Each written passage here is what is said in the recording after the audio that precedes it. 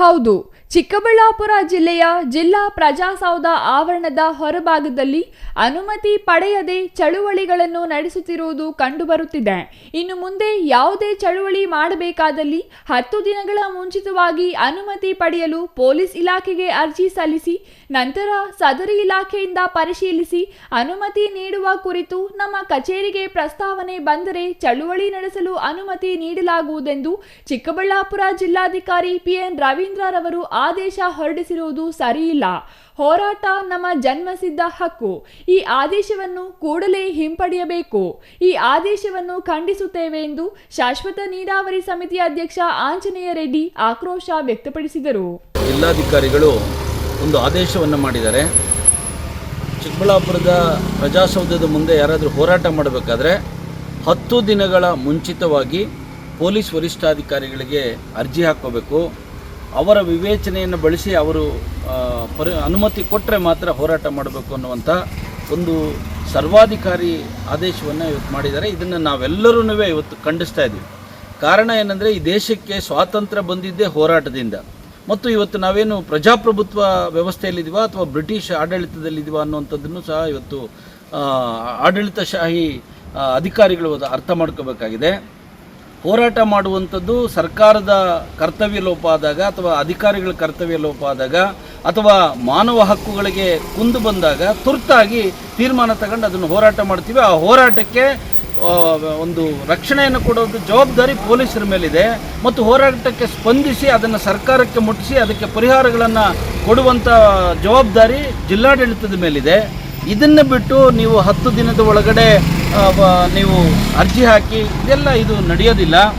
ಹಾಗಾಗಿ ಹೋರಾಟ ನಮ್ಮ ಜನ್ಮಸಿದ್ಧ ಹಕ್ಕು. ಈ ಒಂದು ಆದೇಶ ಏನಿದೆ ಇದನ್ನು ನೀವು ಕೂಡಲೇ ಹಿಂಪಡಿಬೇಕು. ಏನಾದರೂ ಹಿಂಪಡೆಯದಿದ್ದರೆ ಖಂಡಿತ ಈ ಜಿಲ್ಲೆಯಲ್ಲೆಲ್ಲ ಇನ್ನೂ ಅನೇಕ ಜಿಲ್ಲೆಗಳ ಜಿಲ್ಲಾಧ್ಯಕ್ಷರು ಮತ್ತು ಎಲ್ಲ ಸಂಘಟನೆಗಳ ರಾಜ್ಯಾಧ್ಯಕ್ಷರುಗಳ ಒಂದು ನೇತೃತ್ವದಲ್ಲಿ ಈ ಹೋರಾಟವನ್ನು ಮಾಡಿ ಏನು ಚಿಕ್ಕಬಳ್ಳಾಪುರದಲ್ಲಿ ಒಂದು ಆದೇಶ ಆಗಿದೆ ಇದನ್ನು ಹೀಗೆ ಬಿಟ್ಟರೆ ಇದು ರಾಜ್ಯದ 30 ಜಿಲ್ಲೆಗಳಲ್ಲಿ ಹರಡುವಂಥ ಸಾಧ್ಯತೆ ಇದೆ. ಇದನ್ನು ಇವತ್ತೇ ಖಂಡಿಸಿ ಇದನ್ನು ಇಲ್ಲೇ ಮೊಳಕೆಯಲ್ಲೇ ಕಿತ್ತಾಕುವಂಥ ಕೆಲಸವನ್ನು ಇವತ್ತು ನಾವು ಮಾಡ್ತೇವೆ. ಇನ್ನು ಇವರಿಗೆ ಅಧಿಕಾರ ಕೊಟ್ಟವರು ಯಾರು? ಪ್ರಜಾಪ್ರಭುತ್ವದ ಕಗ್ಗೋಲೆ ಮಾಡಿದ್ದಾರೆ ಇವರು. ನಾವೇನಾದ್ರೂ ಪಾಕಿಸ್ತಾನದಲ್ಲಿ ಇದ್ದೀರಾ? ರಾಜ್ಯದ ರಾಜಧಾನಿಯಲ್ಲಿ ಹೋರಾಟ ಮಾಡಿ ಒಂದು ಮನವಿ ಕೊಡುತ್ತೇವೆ. ಆದರೆ ಈ ರೀತಿ ಒಂದು ದೊಡ್ಡ ಮಟ್ಟದ ಕಗ್ಗೋಲೆ ಎಲ್ಲಿಯೂ ಆಗಿಲ್ಲ. ನಮ್ಮ ಚಿಕ್ಕಬಳ್ಳಾಪುರದಲ್ಲಿ ಮಾತ್ರ ಇದನ್ನು ನಾವು ಖಂಡಿತವಾಗಿ ಖಂಡಿಸುತ್ತೇವೆ. ಆದೇಶ ಹಿಂಪಡೆಯದಿದ್ದರೆ ಹೋರಾಟದ ಎಚ್ಚರಿಕೆ ನೀಡಿದ ರೈತ ಸಂಘದ ಭಕ್ತರಹಳ್ಳಿ ಬೈರೇಗೌಡ. ಆದರೆ ಇವರಿಗೆ ಅಧಿಕಾರ ಕೊಟ್ಟವ್ರು ಯಾರು ಅಂತೇಳಿ ಈಗ ನಾವು ಕೇಳಬೇಕಾಗಿದೆ. ಇವತ್ತು ಪ್ರಜಾಪ್ರಭುತ್ವದಲ್ಲಿ ತಮ್ಮದೇ ಆದಂಥ ಹೋರಾಟದ ಹಕ್ಕನ್ನು ಮಾಡುವಂಥ ಜನಸಾಮಾನ್ಯರಿರ್ಬೋದು, ವಿಶೇಷವಾಗಿ ನಾಗರಿಕರಿರ್ಬೋದು, ವಿಶೇಷವಾಗಿ ನಮ್ಮಂಥ ಹೋರಾಟಗಾರರು ಯಾವುದೇ ರೈತನಿಗೆ ಕಷ್ಟ ಬಂದಂಥ ಸಂದರ್ಭದಲ್ಲಿ, ಯಾವುದೇ ರೈತ ಮತ್ತು ನಾಗರಿಕರಿಗೆ ಸಮಸ್ಯೆ ಬಂದಂಥ ಸಂದರ್ಭದಲ್ಲಿ ನಾವು ಬೀದಿಗಿಳಿದು ಹೋರಾಟವನ್ನು ಮಾಡ್ತೇವೆ. ಅದೇ ರೀತಿ ಇವತ್ತು ಕಂದಾಯ ಇಲಾಖೆಯಲ್ಲಿ ಅನೇಕ ರೀತಿಯಲ್ಲಿ ಲೋಪಗಳಿದ್ದಾವೆ. ಅದನ್ನು ಇಟ್ಟುಕೊಂಡು ನಾವು ಜಿಲ್ಲಾಧಿಕಾರಿಗಳ ಕಚೇರಿ ಮುಂದೆ ಹೋರಾಟವನ್ನು ಮಾಡ್ತೇವೆ. ಇನ್ನೂ ಅನೇಕ ಹೋರಾಟಗಳನ್ನು ಮಾಡ್ತೇವೆ. ಇವತ್ತು 10 ದಿನಗಳ ನಂತರ ಹೋರಾಟ ಮಾಡಿ ಅಂದರೆ ಇದೇನಿದು ನಮ್ಮ ಪ್ರಜಾಪ್ರಭುತ್ವದ ಕೊಗ್ಗಲೆನ ಮಾಡಿದಾರ ಇವರು? ಅಥವಾ ನಾವೇನಾದರೂ ಪಾಕಿಸ್ತಾನದಲ್ಲಿದ್ದಾರ? ಅಥವಾ ರಾಜ್ಯದ ರಾಜಧಾನಿಯಲ್ಲಿ ಏನಿವತ್ತು ಹೋರಾಟವನ್ನು ಮಾಡ್ತೇವೆ ಅಲ್ಲಿ ಬರೀ ಒಂದು ಮನವಿಯನ್ನು ಕೊಟ್ಟು ನಾವು ಹೋರಾಟವನ್ನು ಮಾಡ್ತೇವೆ. ಅದೇ ರೀತಿ ದೆಹಲಿಯಲ್ಲೂ ಕೂಡ ಹೋರಾಟಗಳನ್ನು ಮಾಡ್ತೇವೆ. ಈ ರೀತಿ ಒಂದು ದೊಡ್ಡ ಮಟ್ಟದ ಒಂದು ಕೊಗ್ಗಲೆ ಎಲ್ಲಿ ಆಗಿಲ್ಲ, ಈ ಚಿಕ್ಕಬಳ್ಳಾಪುರದಲ್ಲಾಗಿದೆ.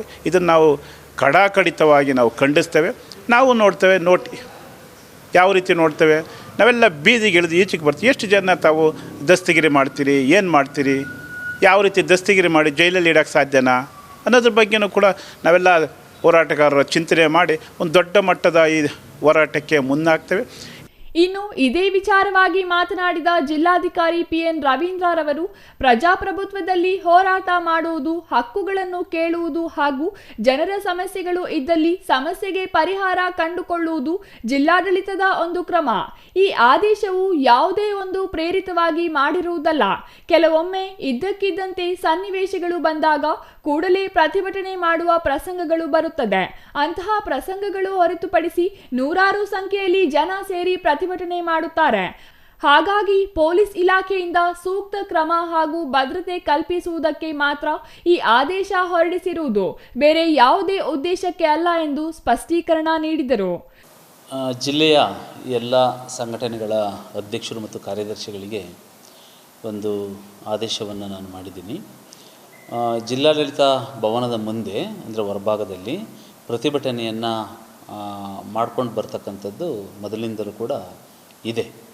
ಆದರೆ ಉದ್ದೇಶ ಎಷ್ಟೇ, ಯಾವುದೇ ಒಂದು ಚಳವಳಿಯನ್ನು ತಡೆಗಟ್ಟದೇ ಆಗಲಿ ಅಥವಾ ನಿರ್ಬಂಧ ಇರತಕ್ಕಂಥದ್ದು ಉದ್ದೇಶ ಅಲ್ಲ. ಏನಂದರೆ ಕಾನೂನು ಮತ್ತು ಸುವ್ಯವಸ್ಥೆಯನ್ನು ಸರಿಯಾದ ರೀತಿಯಲ್ಲಿ ನಿರ್ವಹಣೆ ಮಾಡ್ತಕ್ಕಂಥ ಒಂದು ನಿಟ್ಟಿನಲ್ಲಿ ಪ್ರತಿಭಟನೆ ಮಾಡ್ತಕ್ಕಂಥ ವ್ಯಕ್ತಿಗಳು ಮುಂಚಿತವಾಗಿ ಅರ್ಜಿಯನ್ನು ಕೊಟ್ಟಾಗ ಎಷ್ಟು ಜನ ಸೇರ್ತಾರೆ ಎಂಬತಕ್ಕಂಥದ್ದು ಆಧಾರದ ಮೇಲೆ ಪೊಲೀಸ್ ಇಲಾಖೆಯವರ ಒಂದು ಪರಿಶೀಲನೆಯ ನಂತರದಲ್ಲಿ ನಾವು ಅನುಮತಿಯನ್ನು ಕೊಟ್ಟರೆ ಒಳ್ಳೆಯದು ಅಂತಕ್ಕಂಥದ್ದಾಗಿ ಭಾವಿಸಿ ಅದರ ಆದೇಶವನ್ನು ಮಾಡಿರ್ತಕ್ಕಂಥದ್ದು. ಹಾಗಾಗಿ ಒಂದು ಕೆಲವು ಜನರಿಗೆ ಒಂದು ಪ್ರಶ್ನೆ ಉದ್ಭವ ಆಗ್ಬೋದು. ಈಗ ನಾವು ಕೂಡಲೇ ಪ್ರತಿಭಟನೆ ಮಾಡ್ತಕ್ಕಂಥ ಒಂದು ಸನ್ನಿವೇಶಗಳು ಉದ್ಭವ ಆದಾಗ ನಾವು 10 ದಿನ ಕಾಯಲಿಕ್ಕಾಗುತ್ತಾ ಅಂತಕ್ಕಂಥದ್ದು ಕೂಡ ಒಂದು ಪ್ರಶ್ನೆ ಉದ್ಭವ ಆಗ್ಬೋದು.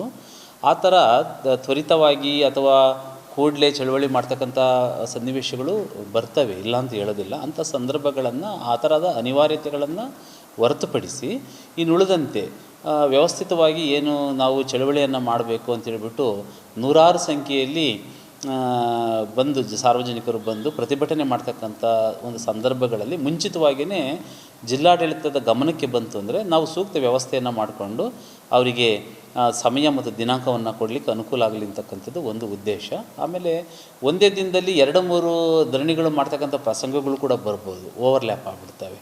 ಆ ಸಂದರ್ಭದಲ್ಲಿ ಕೂಡ ನಾವು ಮುಂಚಿತವಾಗಿ ಕೊಟ್ಟಿದ್ದರೆ ಯಾರು ಮೊದಲು ಬಂದಾಗ ಯಾರಿಗೆ ಒಂದು ಅವಕಾಶವನ್ನು ಮಾಡಿಕೊಡಬೇಕು, ಎರಡನೇದಾಗಿ ಯಾರಿಗೆ ಒಂದು ಅವಕಾಶವನ್ನು ನಾವು ಕೊಡಬೇಕು. ಈ ಒಂದು ವ್ಯವಸ್ಥಿತವಾದ ರೀತಿಯಲ್ಲಿ ಪ್ರತಿಭಟನೆ ಮಾಡ್ತಕ್ಕಂಥವರಿಗೆ ಅನುಕೂಲ ಆಗಲಿ ಅನ್ನೋ ಒಂದು ದೃಷ್ಟಿಯಿಂದಲೇ ಇದನ್ನು ಮಾಡಿರ್ತಕ್ಕಂಥದ್ದು. ಹಾಗಾಗಿ ಈ ಒಂದು ಆದೇಶವನ್ನು ಸ್ವಲ್ಪ ಪಾಲನೆ ಮಾಡಿದಲ್ಲಿ ಎಲ್ರಿಗೂ ಕೂಡ ಒಂದು ರೀತಿ ಅನುಕೂಲ ಆಗುತ್ತೆ ಮತ್ತು ವ್ಯವಸ್ಥಿತವಾಗಿ ಪ್ರತಿಭಟನೆ ಮಾಡೋಂಥವರಿಗೂ ಕೂಡ ಒಂದು ವ್ಯವಸ್ಥಿತವಾದಂಥ ಒಂದು ಪ್ರತಿಭಟನೆಯನ್ನು ಮಾಡಲಿಕ್ಕೂ ಕೂಡ ಅನುಕೂಲ ಆಗುತ್ತೆ ಅಂತಕ್ಕಂಥ ದೃಷ್ಟಿಯಿಂದ ಮಾಡಿದ್ದೀವಿ. Thoudanahalli Ramesh, CTV news, Chikkaballapur.